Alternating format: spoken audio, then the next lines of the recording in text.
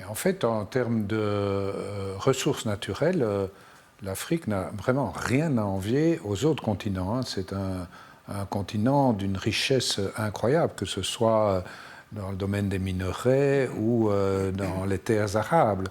On peut même se demander si, sur le plan énergétique, alors qu'il est peu avancé en termes d'électrification, mais l'évolution est quand même positive, mais en termes purement d'énergie, si ce continent ne pourrait pas être totalement autosuffisant.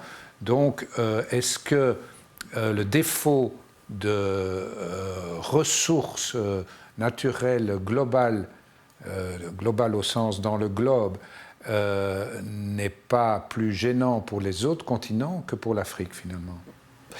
Il faudrait avoir les chiffres pour être certain, mais je partage en partie votre avis en effet, et je pense notamment aussi aux ressources qui sont utilisées pour les nouvelles technologies. Alors ça, on pourrait critiquer évidemment l'utilisation de ces ressources, mais tout ce qui est cobalt ou coltan, je pense notamment au Congo, là l'Afrique, elle est vraiment en position de force par rapport à l'entièreté des autres continents. Et c'est clair qu'il y a d'autres zones, d'autres territoires géographiques dans l'Afrique centrale, notamment entre autres, si on ne parle que de ceux-là, où il y a des ressources naturelles qui sont importantes.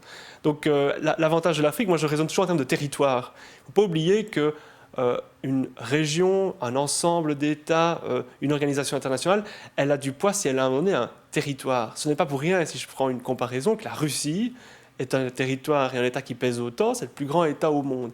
Avoir du territoire, c'est avoir des ressources, c'est avoir des populations, c'est pouvoir disposer de moyens financiers, et elle a un accès à la mer qui est indéniable.